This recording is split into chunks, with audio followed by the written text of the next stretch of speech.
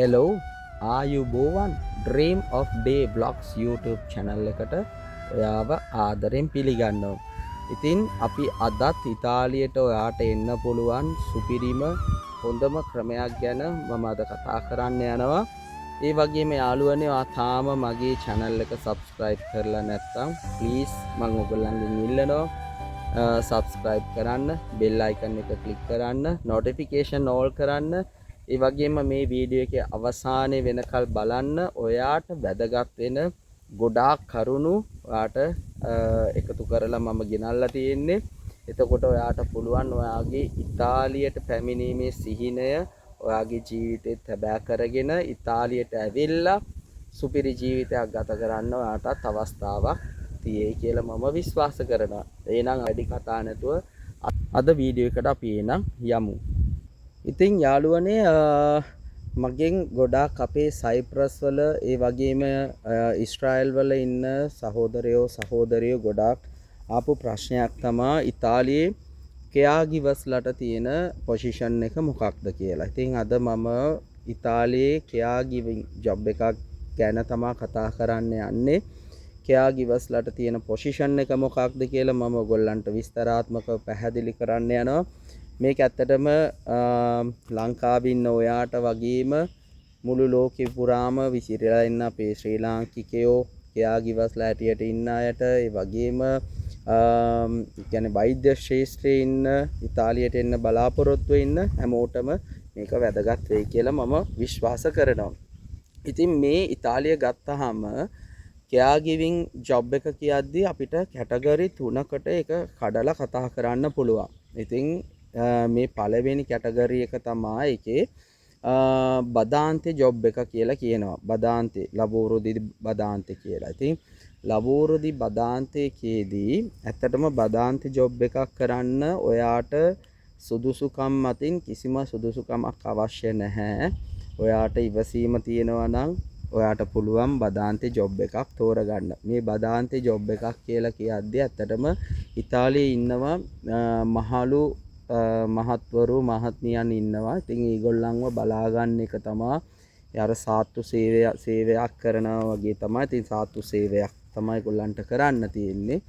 ඒගොල්ලන්ගේ දරුවෝ විසින් ඉතින් ඒ දෙමව්පියන්ව බලා ගන්න එක්කෝ මව හෝ පියාව බලා ගන්න සාත්තු සේවකයෙක් හෝ සේවිකාවක් මේක ගැහැණු පිරිමි ભેදයක් නැතුව මේ ජොබ් එක කරන්න පුළුවන් බදාන්ති ජොබ් එක. එතකොට යහළුවනේ මේකේ මම අර කිව්වා කලින්ම ඉතාලියට එන්න හොඳම වීසා කියන්නේ හොඳම ජොබ් කැටගරි එකක් මේක කියලා. ඒ කියන්නේ accommodation and food හම්බ වෙන එකම ජොබ් එක මේක තමයි. ඉතින් එකම කියන්නේ තව ජොබ් කැටගරි එකක් තියෙන. ඒ ගැන මම පස්සේ කතා කරන්නම්. accommodation food අනිවාර්යෙන්ම මේ ජොබ් එකේදී අපිට හම්බ වෙනවා. එතකොට ඉතාලිය ඇතුලේ ජීවන වියදමක් නැතිව ඒ කියන්නේ ඔයාට ලිවිං කොස්ට් එකක් නැතිව වාගේ සැලරි එක සම්පූර්ණයෙන් ඉතුරු කරන්න පුළුවන් ජොබ් එකක් තමයි මේ බදාන්තේ ජොබ් එක කියන්නේ. බදාන්තේ ජොබ් එකට ඔයගොල්ලෝ දැන් ආනවා ඇති ලංකාවේ මොනවාරි කෝස් එකක් ඉගෙන ගන්න ඕනේද? NVQ සර්ටිෆිකට් තියෙන්න ඕනේද? මොනවාරි අත්දැකීම් තියෙන්න ඕනේද? ඒ කිසිම දෙයක් අවශ්‍ය නැහැ බදාන්තේ ජොබ් එකකට.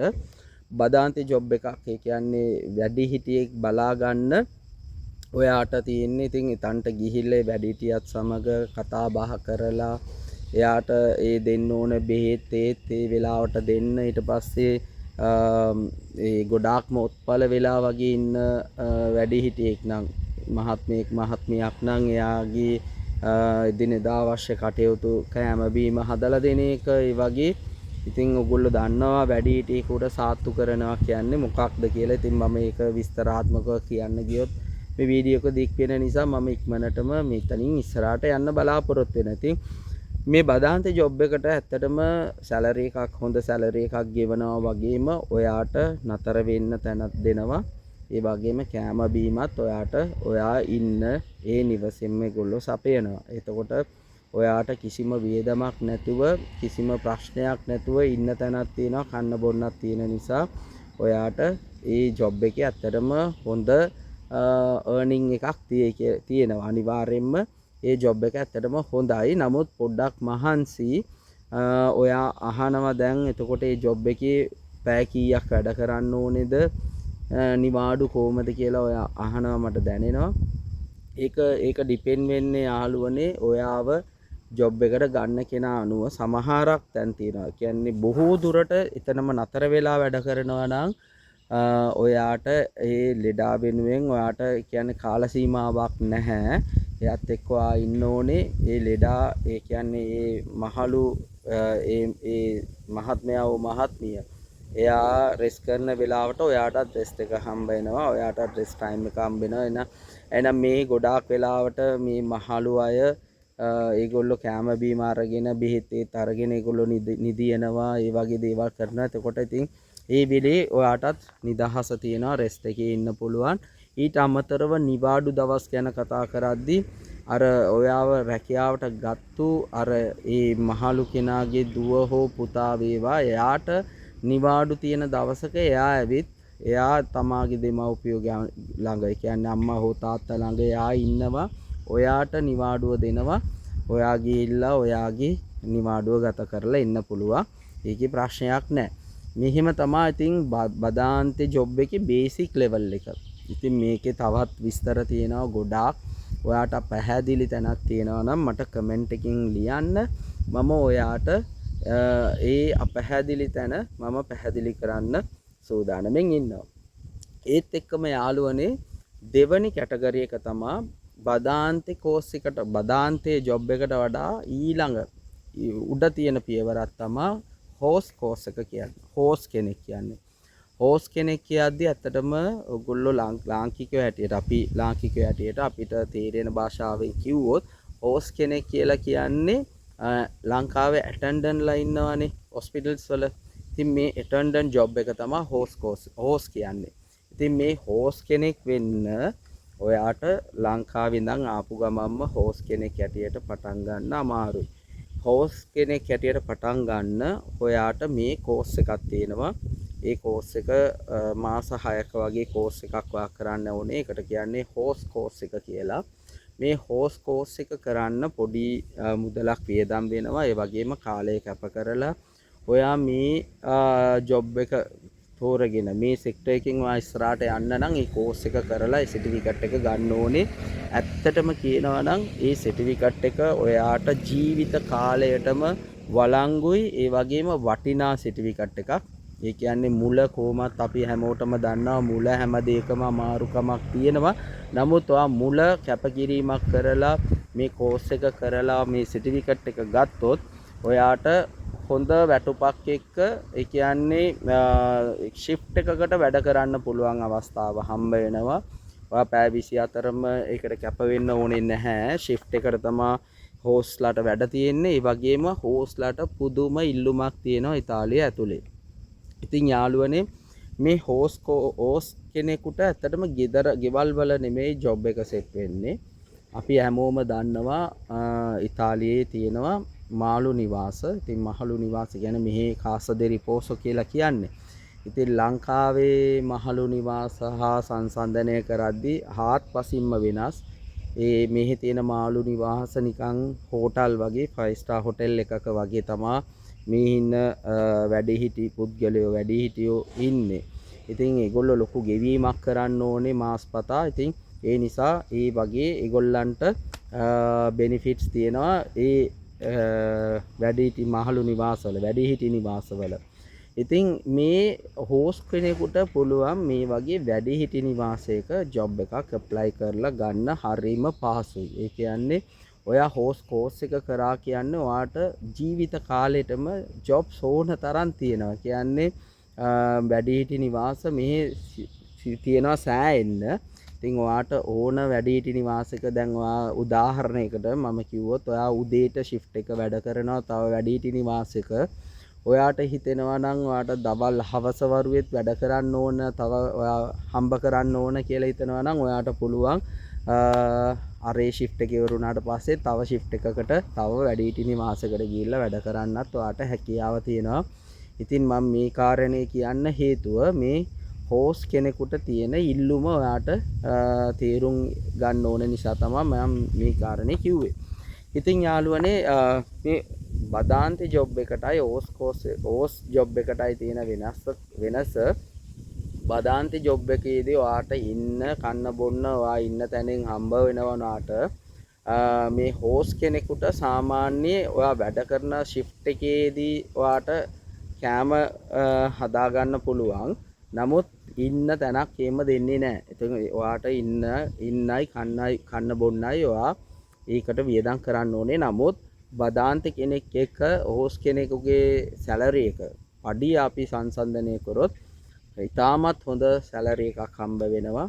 සාමාන්‍යයෙන් මම දන්න තරමින් හෝස් කෙනෙකු යූරෝ 2200ක් 2150 2200ක් වගේ පඩියක් ගන්නවා. ඒක ඇත්තටම ඩිපෙන්ඩ් වෙනවා. මගේ මේ වීඩියෝ එක ඉතාලියේ ඉඳන් බලන්නේ. ඉතාලියේ ඕගොල්ලන්ට මම කියන එක තේරෙනවා කියලා මම හිතනවා. ඒ කියන්නේ සිටි එකෙන් සිටි එකට කියන්නේ උතුරු ඉතාලියට එනකොටයි දකුණු ඉතාලියේ ඇත්තටම පඩි බල පරතරයක් තියෙනවා. ඉතින් ඔයගොල්ලෝ ගෙස් කර ගන්න පුළුවන් ඔයගොල්ලෝ ඉන්න සිටි එක අනුව තමයි ඒක පඩිය තීරණය වෙන්නේ. නමුත් අනිවාර්යයෙන්ම බදාන්ත කෙනෙකුට වඩා හෝස් කෙනෙකුට පඩියක් ගන්න පුළුවන්. ඊට පස්සේ මේ හෝස් කෝස් එක කරන්න කියන්නේ හෝස් කෝස් එකට ඔයා බැඳෙන්න ඔයාට ලංකාවේ අධ්‍යාපන සුදුසුකම් අවශ්‍ය වෙනවා. ඒ කියන්නේ මේ කෝස් එක කරන්න කලින් ඔයා ලංකාවේ කරපු අධ්‍යාපන සුදුසුකම් ඔයාට තියෙන අධ්‍යාපන සුදුසුකම් ඔයා ඒ සර්ටිෆිකේට් ටික ඔයා ලංකාවේ ඒ ටික ට්‍රාන්ස්ලේට් කරලා ඉතාලියට ඒක ෆොරින් මිනිස්ට්‍රි එක හරහා සර්ටිෆයි කරලා ඒක එම්බසි හරහාත් ඔයා සර්ටිෆයි කරගෙන ගේන්න වෙනවා. ඒකට කියන්නේ ඩිග්‍රෙසියෝනි ඩි වලෝරේ කියලා ඉතාලියෙන්. ඉතින් මේ ඩිග්‍රෙසියෝනි ඩි වලෝරේ එකක් ඔයා කරන්න අනිවාර්යයෙන්ම සිදු වෙනවා මේ හෝස් කෝස් එකට ඔයා බැඳෙන්න. ඉතින් යාළුවනේ මේක තමයි හෝස් කෝස් එකේ සම්පූර්ණ ප්‍රොසීඩියර් එක. මේක ගොඩක් දේවල් තියෙනවා. ඔයගොල්ලන්ට පැහැදිලි වෙච්ච නැති තැනක් තියෙනවා නම් මට මෙසේජ් කරන්න. එහෙම කියන්නේ කමෙන්ට් හරහා කතා කරන්න. මම ඔයගොල්ලන්ට විස්තර දෙන්න සූදානම්ෙන් ඉන්නවා. මේක තමයි හෝස් කෝස් එක යාළුවනේ. තුන්වෙනිව තමයි අපි හැමෝම දන්න නර්ස් කෝස් එක. නර්ස් ජොබ් එක. මේකත් ගොඩාක් දුරට ඩිපෙන්ඩ් වෙන්නේ මහලු නිවාසවල වැඩ කරන නර්ස්ලා ඉන්නවා මෙහි. ඉතින් ඔයාට පුළුවන් ඔයා ලංකාවේ ඔයා කියන්නේ වෛද්‍ය ශාස්ත්‍රය සම්බන්ධයක් තියෙනවා නම් නර්ස් කෙනෙක් නම් ඔයාට මෙහි ඇත්තටම නර්ස් කෙනෙක් ඇටියට ජොයින් වෙන්න possibility එක ගොඩාක් වැඩි. ඉතින් ඔයාට මෙහි නර්ස් කෙනෙක් ඇටියට ජොයින් වෙන්න පුළුවන්. අර මම කියපු අර හෝස් කෝස් එක තියෙනවානේ ඒක ඔයා කන්ටිනියුලි ඉවර කරන්න පුළුවන් නර්ස් කෙනෙක් දක්වා ඔයාට ඒ කෝස් එක ඉස්සරහට කරන්න කියාව තියෙනවා. ඉතින් ඔයා ලංකාවේ already qualified nurse කෙනෙක් නම් ඔයාට තියෙන ප්‍රොසීඩියර් එක වෙනස්. ඉතින් ඔයා නර්ස් කෙනෙක් නම් මේ වීඩියෝ එක බලන්න ඔයා නර්ස් කෙනෙක් නම් ඔයා මට කමෙන්ට් කරන්න. මම ඔයාට විස්තරාත්මකව ඒක පැහැදිලි කරන්නම්. දැන් මේ ඕස් කෝස් එක දිගටම ඔයා නර්ස් කෙනෙක් දක්වා කරගෙන ගියොත් නර්ස්ලාට මෙහි ඇත්තටම ජොබ් ඔපොර්චුනිටිස් දෙකක්ම තියෙනවා. කියන්නේ හොස්පිටල්ස් වලත් ඔයාට ජොබ් එක කරන්න පුළුවන්. ඒ වගේම මේ කාසදි රිපෝසෝ කියන්නේ වැඩිහිටි නිවාසවලත් ඔයාට ජොබ් එක කරන්න පුළුවන්. ඒකත් ඇත්තටම අර මම කතා කරපු බදාන්තේ හෝස් කියන ඒ ලෙවල් දෙකටම වඩා උඩ ලෙවල් එකක් මේක. එතකොට හොඳ සැලරි එකක් ගන්න පුළුවන්. ඒ වගේම තමයි පාර්ට් ටයිම් ඔයාට ඕන තරම් හොයාගන්න හැකියාව තියෙනවා. මම හෝස් කෝස් එකේ ගොඩක් දේවල් කිව්වා. ඉතින් හෝස් කෝස් එකේ තියෙන ගොඩාක් බෙනිෆිට්ස් නර්ස් කෝස් එකටත් හම්බ වෙනවා. නර්ස් කෝස් එකත් ඒ වගේම ෂිෆ්ට් එකට තමයි වැඩ කරන්න තියෙන්නේ. ඉතින් ඔයාට ඒකෙනුත් හොඳ ඇත්තටම earn කරනවා නම් හොඳ කැටගරි එකක් මේක. එහෙනම් ඉතාලිය ගත්තාම මේ ශේෂ්ත්‍රයකට ඇත්තටම ලොකු ඉල්ලුමක් තියෙනවා. ඔයාට පුළුවන් නම් බදාන්තේ එකකින් පටන්ගෙන ඔයා නර්ස් කෙනෙක් දක්වා ෆෝකල් එකක් තියාගෙන ඔයා වැඩ කරා නම් ඔයාට එක තැන ඉන්න ඕනේ නැහැ. ඔයාට ඔයාගේ ගමන ඉදිරියට ගමන් කරන්න ඔයාට හොඳ chance එකක් තියෙනවා මේ ආකාරව ඔයා ඉස්සරහට ගියාම. ඉතින් මං යාළුවනේ මම විශ්වාස කරනවා අද මේ වීඩියෝ එකේ මම කියන්න හිතපු මම ගැද කරගත්ත ගොඩාක් විස්තර මම ඔයගොල්ලන්ට කිව්වා. මේක තවත් විස්තරාත්මකව කරනවා නම් තව ගොඩ වෙලාවක් මට මේ ගැන විස්තර කරන්න පුළුවන්. නමුත් ඔයගොල්ලන්ගේ වටිනා කාලය ගැන හිතලා මම හිතනවා මම මේ දැන් ගినాපු කරුණු ටික ඔයගොල්ලන්ට පැහැදිලි වෙන්න ඇති කියලා.